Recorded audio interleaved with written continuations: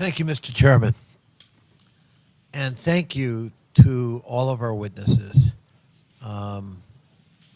It is sobering and very moving to hear you. And Mr. Vargas, Andrews, your pain and your sacrifice, I want you to know will stay with us for a long time. And I hope will guide us as we make life and death decisions about war and peace. Because human beings are at stake. It isn't just broad, big, huge geopolitical dynamics. It's people like you who have to bear the brunt of the decisions we make, and we need to bear that responsibility. So thank you for having the courage to be here. Thank you for shedding your tears with us. And know that you're making a difference with your testimony here today on all of us. This hearing, and Lieutenant Colonel, I don't know your politics, but I think what you said needs to be taken to heart at several levels.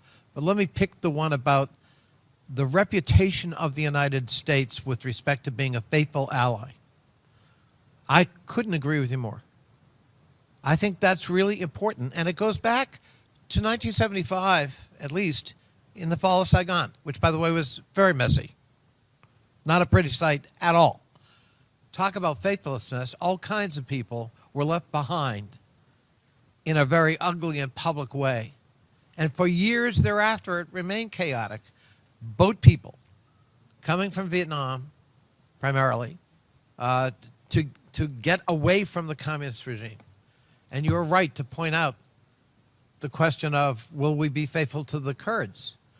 And what is our obligation to those Afghans left behind?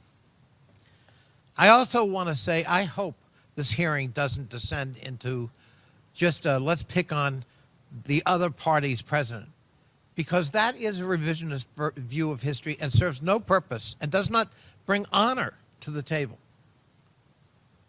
As you said, Lieutenant Colonel, mistakes were made over a series of administrations, going back to George W. Bush deciding there were weapons of mass destruction and Iraq was a priority, and we took our eye off what we were trying to do in Afghanistan.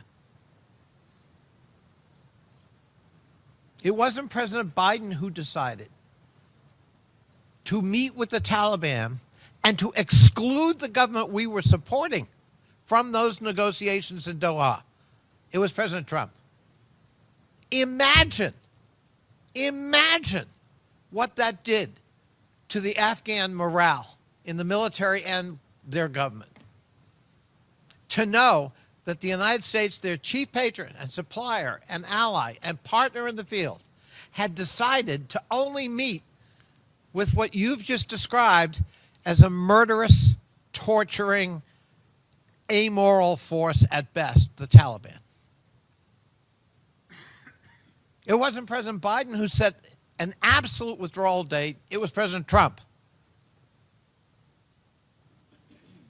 And everything unraveled from that. President Biden inherited that.